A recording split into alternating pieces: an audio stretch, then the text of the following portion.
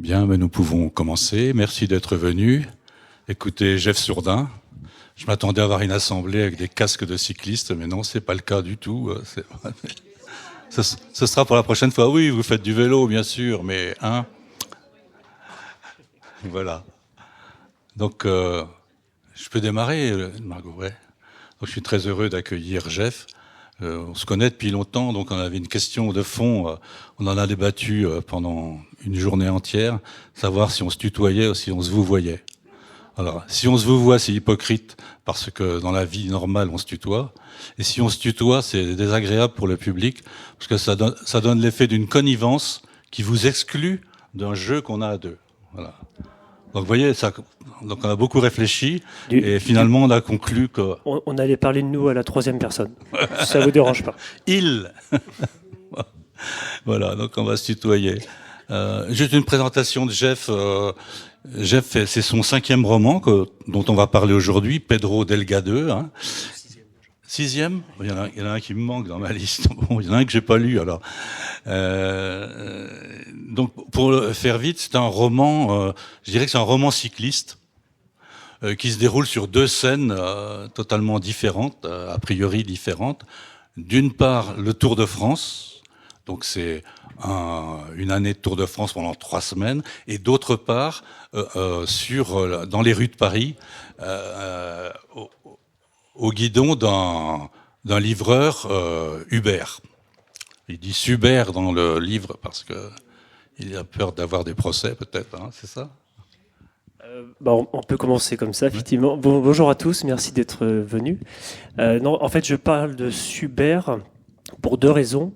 Première chose, c'était surtout pour sortir quand même de l'hyper-réalisme. Le livre est très très ancré dans la réalité, mais justement, moi, dans ces cas-là, j'aime bien jouer aussi un peu avec les mots. Donc je parle de Uber, et c'est aussi un parti pris parce que, on en parlera peut-être, mais donc ces sociétés de plateforme de livraison, je trouve qu'elles jouent beaucoup sur leur image de marque et sur l'idée que ce sont des sociétés qui se présentent comme étant dans l'air du temps, cool, détendu. Et il y a la sonorité pour moi de super, quand on dit super, qui est effectivement une tromperie, ce que je pense de ces sociétés pour le coup. Et donc voilà, c'était un peu ça l'idée de jouer un peu avec ce nom Uber. C'est en rajouter dans le superlatif, en fait, c'est ça, oui, que ces sociétés aiment diffuser. Quoi. Voilà. Exactement, oui.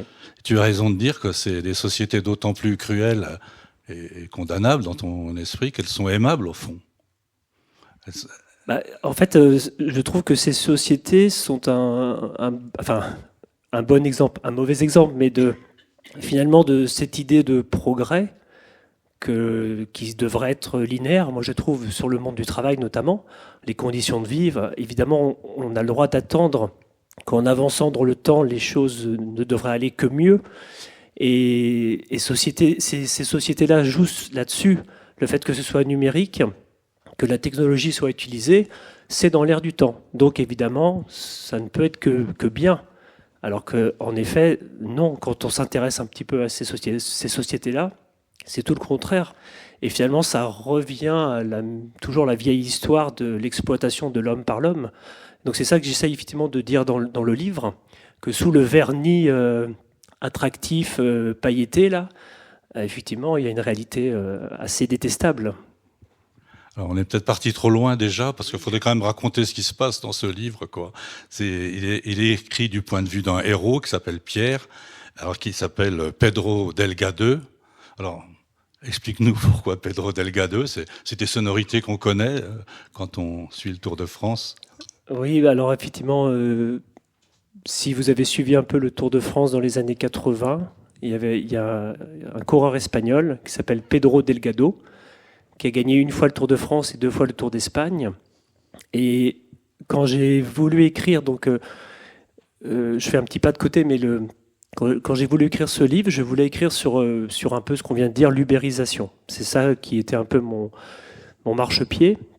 Et j'avais vu le film de Ken Loach, peut-être comme vous, Sorry We Miss You, où c'est plutôt là, c'est des livraisons par camion, par transport.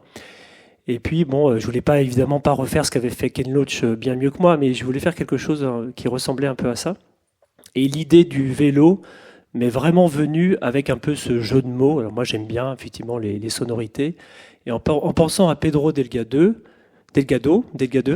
je me suis dit mais effectivement je pourrais inventer un personnage qui a été cycliste professionnel lui aussi, ce que je dis c'est le début du livre, mais qui n'aurait pas été un champion. Donc Delgado c'est le champion, Delgado bah, c'est celui qui est deux, tout le temps deux, et qui ne gagne jamais. Et donc c'est un équipier, c'est un porteur d'eau. Et ce porteur d'eau dans sa carrière cycliste, je vais en faire un porteur de plat dans sa carrière de livreur. Et il aime tellement le vélo qu'il va continuer on va dire, à travailler avec cet outil, pour lui qu'un outil de plaisir, dans le monde de la livraison à vélo. Et bon, je vais peut-être un peu trop loin, tu me coupes, hein, mais voilà, c'était le début du livre, on va dire, c'était ça. Déjà parler du monde des livreurs, rendre ça peut-être un petit peu grand public. Alors moi, quand j'ai écrit tout ça, le film que j'espère vous avez vu, l'histoire de Suleiman, n'était pas encore sorti. Et donc après, il y a eu le film l'histoire de Suleiman, donc qui a déjà permis qu'on apprenne pas mal de choses sur cet univers-là. Et voilà, moi j'avais écrit de mon côté, ce qui m'a plutôt conforté parce que je me disais que ce que j'avais écrit, c'était comme dans le film. Donc j'étais bien pas le seul à penser ça.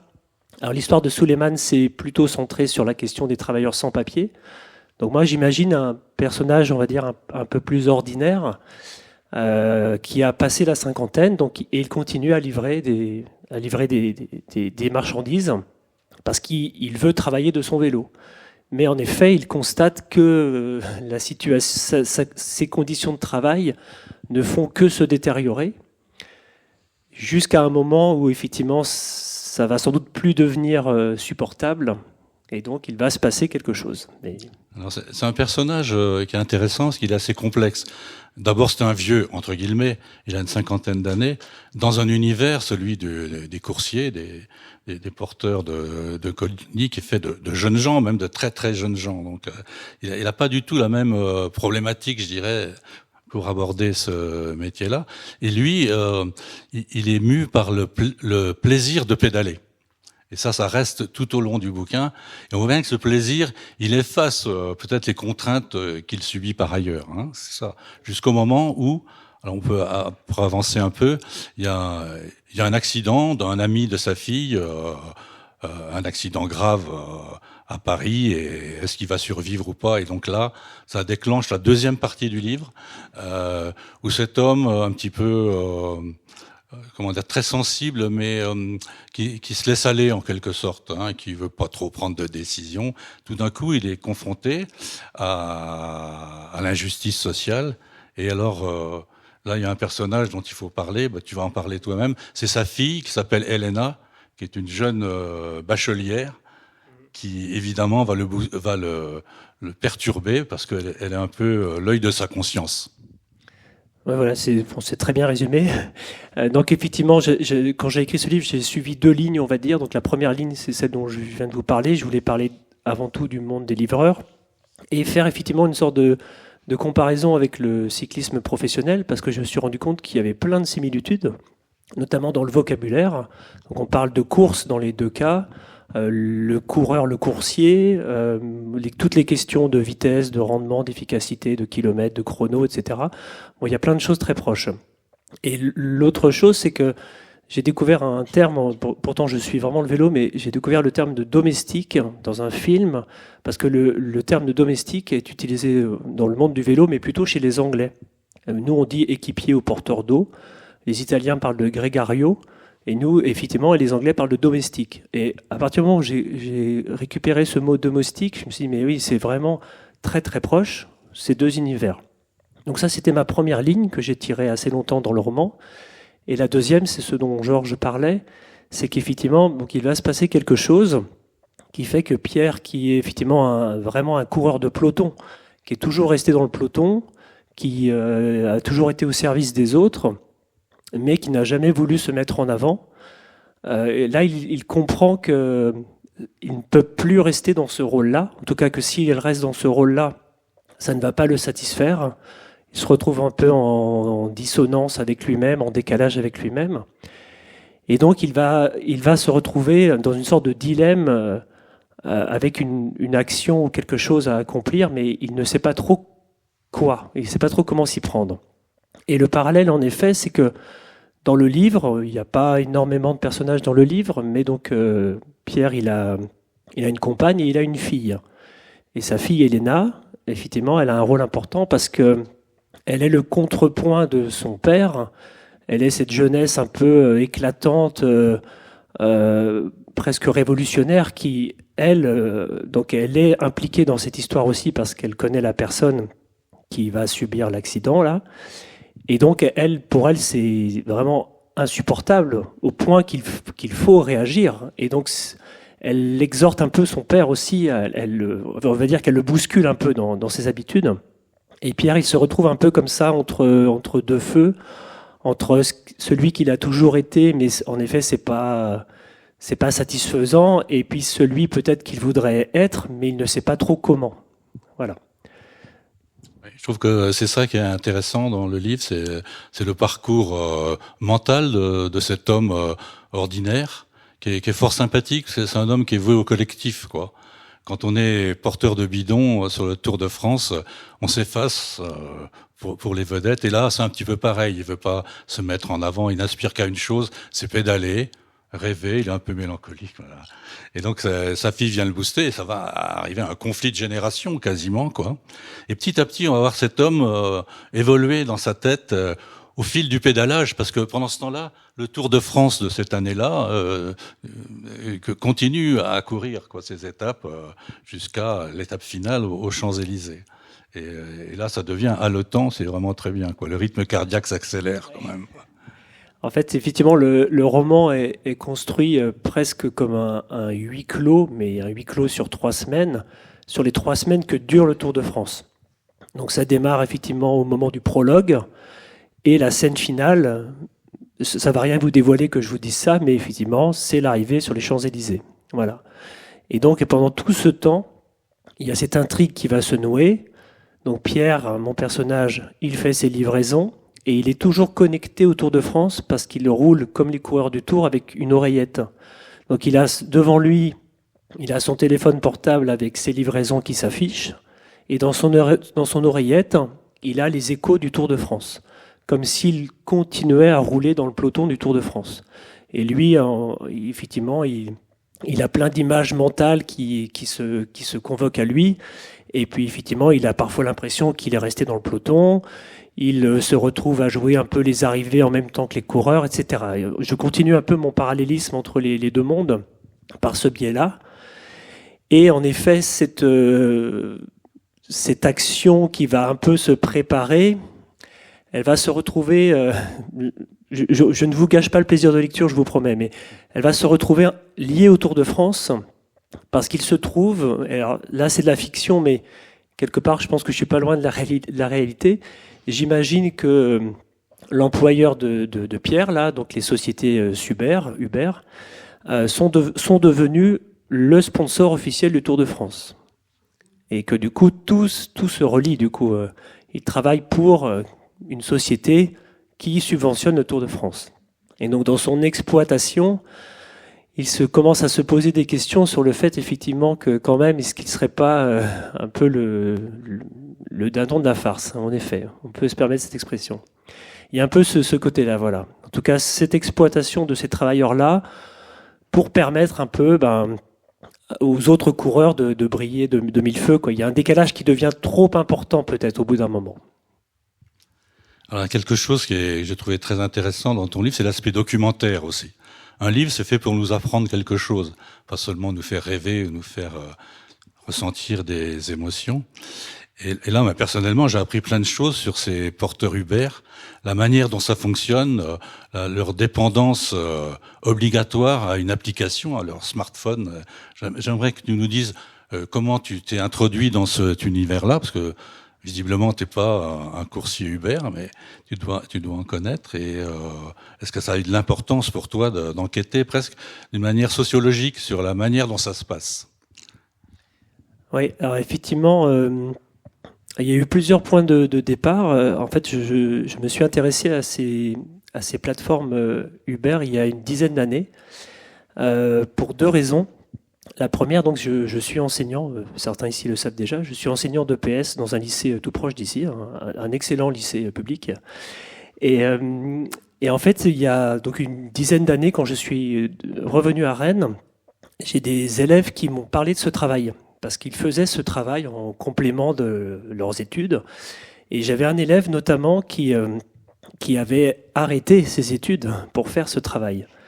Et ça avait commencé un peu à me titiller, je m'étais pas mal renseigné et je m'étais dit moi-même qu'en effet, si j'avais eu leur âge, j'aurais sans doute fait la même chose. Parce que moi, j'ai une relation de plaisir au vélo et je pense que j'aurais fait exactement comme eux, j'aurais essayé de faire des livraisons et peut-être que j'aurais été un peu comme eux piégé par ce système. Donc à partir de là, j'ai continué à me renseigner, plutôt par mes lectures. J'ai pas rencontré beaucoup de livreurs, j'en ai rencontré quelques-uns.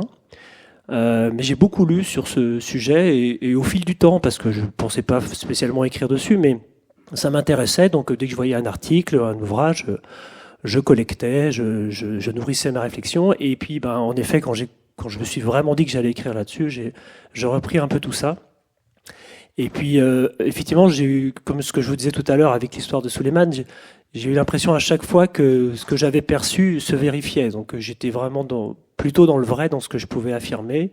Le fait que les salaires avaient été plutôt attractifs au début, étaient plutôt fixes, et on va dire que ça permettait un travail assez honnête, et que ça s'était vraiment dégradé parce que c'est un exemple quand même de l'ultra-capitalisme, on va dire. C'est vraiment l'offre et la demande. Et donc le fait qu'il y ait énormément de travailleurs, il n'y a pas assez de rémunération. Et puis à partir du moment où on sait qu'il y a une demande de travailleurs, on peut baisser les prix, il y aura toujours quelqu'un pour faire ce travail, et ça fonctionne comme ça, il y a un vrai cercle vicieux avec ces professions-là. Donc voilà, donc effectivement, c'était plutôt une sorte de, presque un travail de journaliste, de collecter et puis de recouper mes informations. J'ai envie de poursuivre sur ce thème. Dans le détail, c'est aussi la domestication par rapport à l'application en question et un système de sanctions si les horaires sont pas respectés entre deux livraisons, etc. C'est vraiment atroce, quoi. C'est une sorte de torture permanente pour ces cyclistes-là, qui sont toujours au bord de la faute.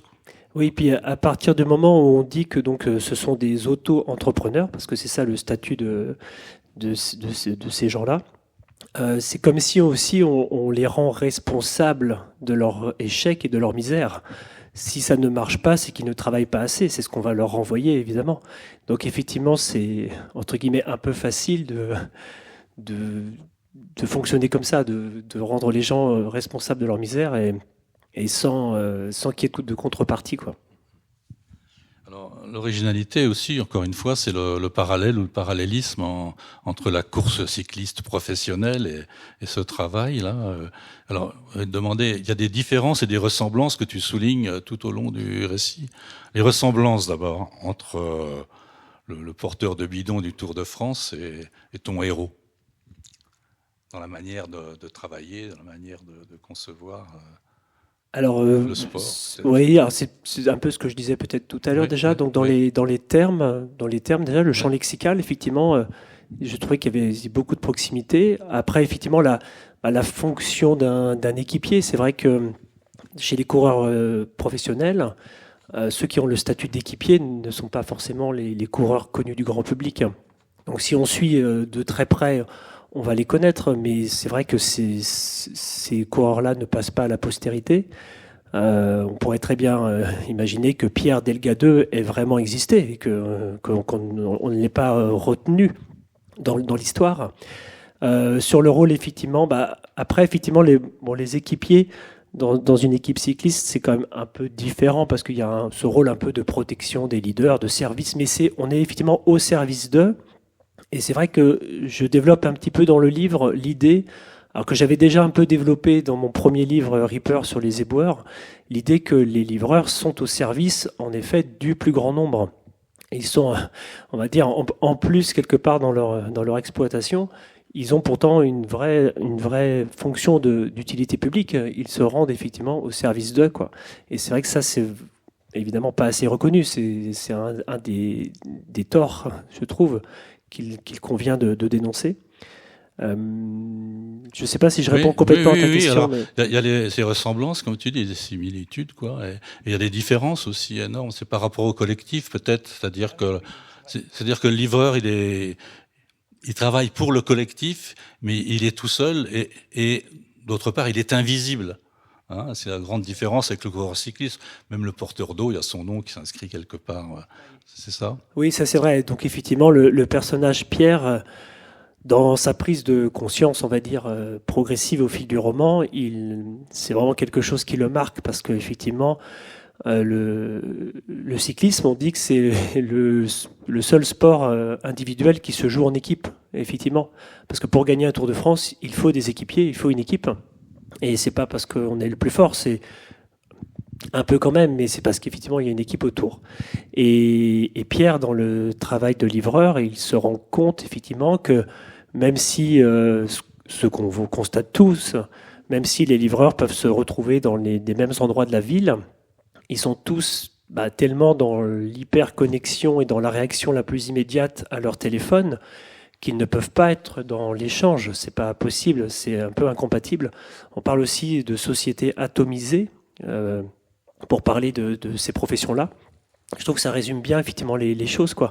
C'est qu'effectivement, il y a une difficulté à se regrouper, à se recouper dans des syndicats, parce qu'effectivement, c'est comme si chacun, comme je disais tout à l'heure, était rendu responsable de lui-même, avec une vraie difficulté à se retrouver, à communiquer ensemble. Donc effectivement, ça manque de lieux de rencontre, ça manque, il n'y a pas je dis ça un peu à un moment donné dans le livre, presque de façon ironique, ça manque presque un peu de stratégie, parce que dans les équipes cyclistes, il y a des vraies stratégies, notamment pour partager les primes, c'est-à-dire qu'effectivement, on se met d'accord au sein d'une équipe, et puis les primes sont redistribuées ensuite. Les leaders de Tour de France redistribuent à leurs équipiers ce qu'ils ont gagné. Et alors que là, effectivement, c'est vraiment du chacun pour soi, et c'est chacun au plus vite. Donc ce système n'est pas possible. Donc c'est vrai que ça, c'est une sacrée différence entre les deux mondes. Oui. Alors cet individualisme d'obligation chez les livreurs va être mis à mal par cet accident qui touche un des leurs, quoi. Donc il y a une mobilisation collective qui essaye de se mettre en place, plus ou moins. Et finalement, le héros, il fera une action totalement solitaire pour aider ses semblables, les livreurs. Mais on va pas raconter parce que il y a un final qui est il y a un sprint final qui est vraiment étonnant et bouleversant. Donc, je vous conseille de lire ce livre qui est court, vif et poignant. En fait, effectivement, on va vraiment pas trop dévoiler la fin, sinon, mais le deuxième fil dont je parlais tout à l'heure que j'essaye de tirer, c'est effectivement le fil de l'engagement. Et là, je trouvais, moi, je me mets complètement là-dedans parce que parfois, c'est une vraie problématique personnelle que j'ai. C'est effectivement savoir qu'est-ce qu'on peut faire, chacun à son niveau. Et donc, dans la deuxième partie du livre, effectivement, entre sa fille, dont on a parlé, il y a un collectif qui va se créer, etc. Et donc, Pierre, il y a différentes façons de s'opposer à ce monde-là qui vont se mettre en place. Différentes formules, différentes formes d'engagement. Et Pierre, effectivement, va chercher la sienne, va chercher dans quelle forme il va se retrouver le plus à l'aise. Et voilà, je vous laisse, si ça vous intéresse, découvrir la réponse. Et ce qu'on se dit à te lire, c'est que le dilemme du personnage, c'est aussi celui que tu as dans la tête. Tu l'as un petit peu dit tout à l'heure, qu'on a tous peut-être, on mène des vies égoïstes et confortables parfois, et on voit bien qu'il y a des injustices et comment les réparer. Voilà, c'est cette difficulté-là, c'est des cas de conscience en permanence, sans doute. Et ça, tu l'exposes parfaitement à travers la conscience de ce héros-là, fort sympathique. Voilà. Oui, je voulais qu'il y ait une forme d'honnêteté, effectivement, dans cette indignation, en fait, et dans cette façon de s'opposer à ce monde-là. Et en effet, je voulais que, pour le coup, les lecteurs puissent s'y retrouver. Donc il y a différentes formes, vous verrez. Peut-être que vous direz, oui, évidemment qu'il faut faire la première chose, il faut faire ça, c'est évident. Et puis d'autres peut-être diront, non, c'est vrai que c'est pas si simple. Donc voilà, il y a différentes propositions. C'est vrai que, oui, moi j'ai l'impression, on est dans Ouais. dans une époque, on va dire, qui est pas très simple. Donc, effectivement, il y a beaucoup de causes à défendre. Il y a beaucoup de motifs de résistance et d'opposition. Et parfois, effectivement, on peut se retrouver un peu perdu et un peu impuissant. Et c'était vraiment, effectivement, cette question-là qui m'intéressait. D'où le fait aussi d'avoir un personnage presque lambda, je ne vais pas dire ordinaire, mais il n'a rien de spécifique. Il est en effet, je pense, plutôt sympathique à la lecture. Mais en effet, il se pose un peu ces questions-là. Ouais. La question, c'est comment passer de l'indignation. On est tous indignés à un moment ou à un autre devant l'information à l'action, quoi. Et on passe pas souvent à l'action parce que c'est compliqué, quoi. C'est un peu ça le dilemme. Alors c'est le côté un petit peu universel finalement de l'attitude de ton héros, mais il y a autre chose aussi qu'on peut généraliser, c'est cette exploitation des cyclistes Uber. On peut l'étendre à l'ensemble de la société et peut-être du travail que l'on accomplit, qui lui aussi est soumis aux algorithmes, par exemple, à des choses qui nous échappent totalement, où l'on devient un numéro, hein, parce que c'est ça aussi, et où on déshumanise totalement les tâches. Voilà. Alors c'est ce qui fait, à mon avis, la valeur de ce livre. Il faut qu'on se précipite un peu parce qu'on n'a qu'une demi-heure. Donc, est-ce que tu dirais que c'est un livre engagé ? Alors oui, en tout cas, je dirais que c'est un livre sur l'engagement qui pose cette question-là. Alors, il est engagé, je pense, dans sa réponse et puis dans surtout le constat qu'il dresse, qui est déjà une première étape. Alors effectivement, c'est ce que tu viens de dire. C'est peut-être l'étape de l'indignation et après, il y a l'étape de l'action. Donc, dans le livre, il y a entre guillemets, des propositions d'action, mais voilà, après, chacun fera sienne sa réponse. Oui. L'engagement, on en discute depuis 80 ans, peut-être. Il y a les pour et les contre dans la littérature, quoi. Ça fait pas forcément de bons livres, quoi. On est bien d'accord. Si c'est pour lancer un message qu'on pourrait donner en prose tout à fait ordinaire, c'est peut-être pas la peine d'écrire un roman, quoi. Là, ce qu'ajoute le roman, c'est la sensibilité, quoi. Et bah, ça, je trouve que c'est même pas une question que tu réussis très bien, parce que d'abord avec ce dispositif du parallélisme entre deux histoires, et ça fonctionne très bien. Ça, c'est vraiment de la littérature. Moi, c'est ce qui me plaît aussi. Et puis aussi les tourments du héros, avec sa complexité. Et ça, typiquement, une littérature bêtement engagée n'y parviendrait pas, quoi. Mais pour compléter ce que tu dis, effectivement, la présentation aujourd'hui a été appelée Montée de la révolte, et je trouve que c'est une très, très bonne appellation. Moi, je parle plutôt du cheminement de mon héros, parce qu'effectivement, ce que je montre à voir, c'est son chemin à lui, vers effectivement son engagement. Et c'est sans doute ça qui est intéressant. Et c'est sans doute ça qui peut vous parler, en effet, parce que c'est clairement les questions que l'on va tous se poser, ou que l'on s'est tous déjà posées. Voilà. Et j'ajouterai encore quelque chose pour ceux qui font du vélo. Moi, j'en fais un peu. J'ai fait du cyclotourisme. Bon, et bon, c'est des efforts formidables, hein, où on se dépasse, etc. Et j'avais constaté que la littérature était impuissante à traduire ce qui se passe réellement dans le corps de celui qui pédale. C'est souvent des clichés, c'est des trucs. Et là, je trouve que tu franchis un seuil dans ce domaine, sans doute parce que je t'ai pas posé la question, mais ça va de soi. Tu as dû faire beaucoup de vélo. J'en fais tous les jours. Et oui, tous les jours, ouais. Oui, c'est un grand plaisir. Ouais. Oui. Vous savez, il y a une différence, faire de la bicyclette et faire du vélo, c'est pas la même chose. Bah, la bicyclette, c'est le rythme de la promenade, vous allez faire vos courses à la bicyclette. Mais faire du vélo, attention, c'est autre chose, hein? On est d'accord? Oui, non, c'est pas une distinction que tu fais. Pas spécialement, non. Faire du vélo, ça implique un dépassement de soi. Ce qui n'est pas le cas quand vous allez chercher voilà, quelque chose, un truc du coin.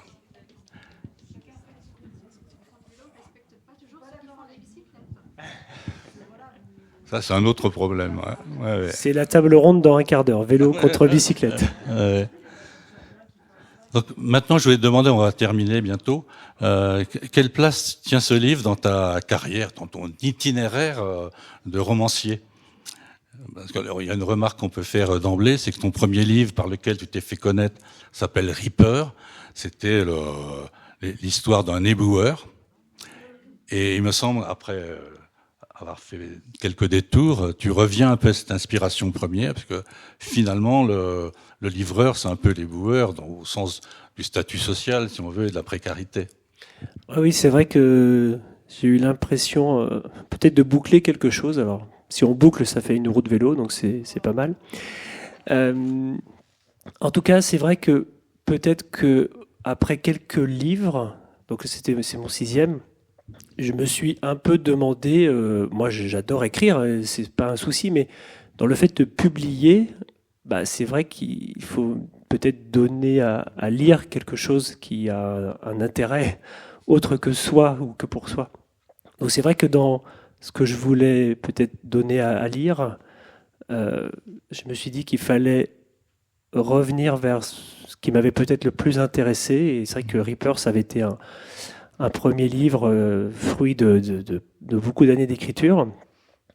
Et donc avec Pedro, je reviens un peu à ça. Et aussi, c'est la première fois vraiment que j'arrive un peu à concilier les deux choses que je pense que je préfère dans la vie, donc l'écriture, la littérature, on va dire au sens large.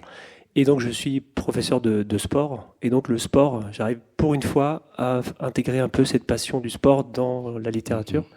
Donc c'est vrai que ça m'a intéressé de réussir ça. Surtout que ce livre est en opposition avec ton dernier qui s'appelait Filature, paru il y a 2 ans, quelque chose comme ça, qui était plus dans l'espèce de réflexion formelle sur... c'était un jeu littéraire un peu. Hein, et là tu reviens dans le réel vrai. Oui, puis Filature, surtout on était à pied. C'était un marcheur. Pour finir, j'aimerais bien que Jeff nous lise... il y a un poème dans son livre. Je trouvais qu'il est extraordinaire. On va pas vous donner l'auteur. Il va lire il y a 3 strophes. Hein, c'est pas. Puis on dira l'auteur après. Peut-être que vous allez le trouver. Kabyle de la Chapelle et des quais de Javel, homme des pays loin, cobaye des colonies, doux petit musicien. Tunisien de Grenelle, embauché, débauché, manœuvre désœuvrée, étrange étranger. Vous êtes de la ville, vous êtes de sa vie, même si mal en vivez, même si vous en mourrez. Voilà, auteur Jacques Prévert.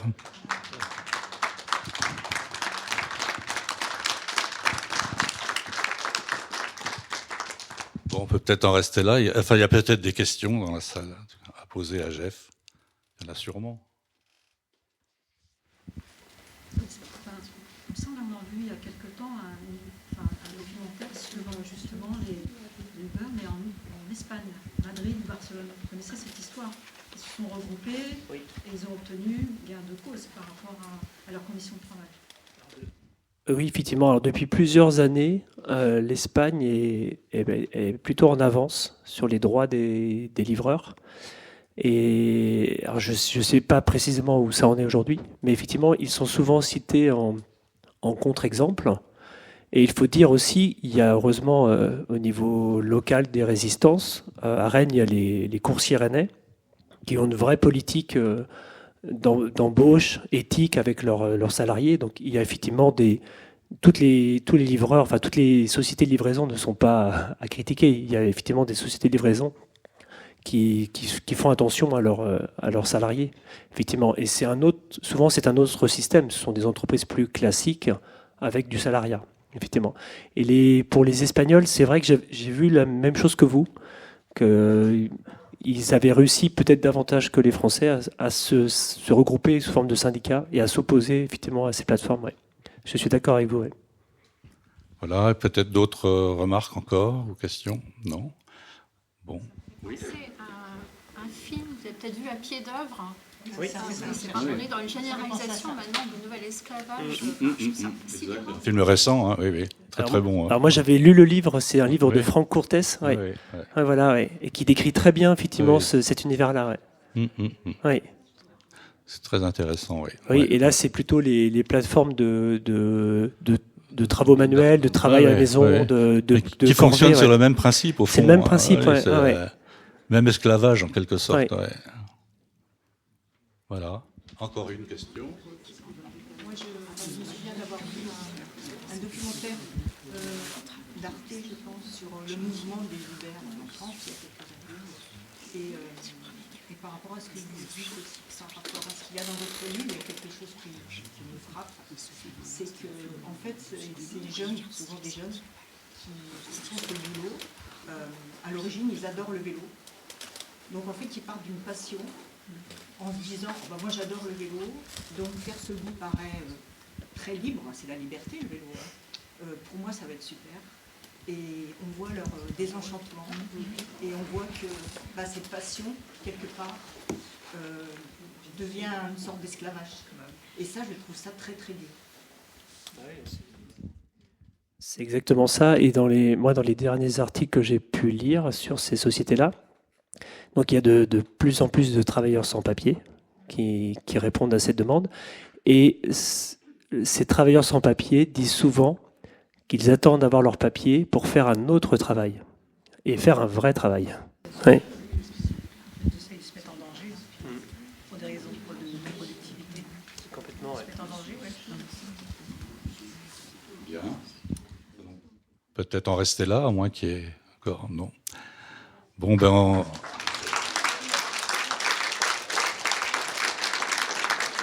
Je vais dire deux choses qui sont très importantes. C'est que le livre de Jeff est au stand de la part commune, dont la responsable est ici d'ailleurs, que c'est un livre de 130 pages et qui coûte 15 €. C'est très important. Alors l'éditeur, c'est la part commune. La part commune, oui. Éditeur de Rennes. J'ai un grand stand de la part commune. Voilà. Quelle allée ? Numéro 19. Numéro 19, voilà. Allée centrale. Et tout le monde est habillé en rose chez nous. Merci de votre écoute et merci à Jeff.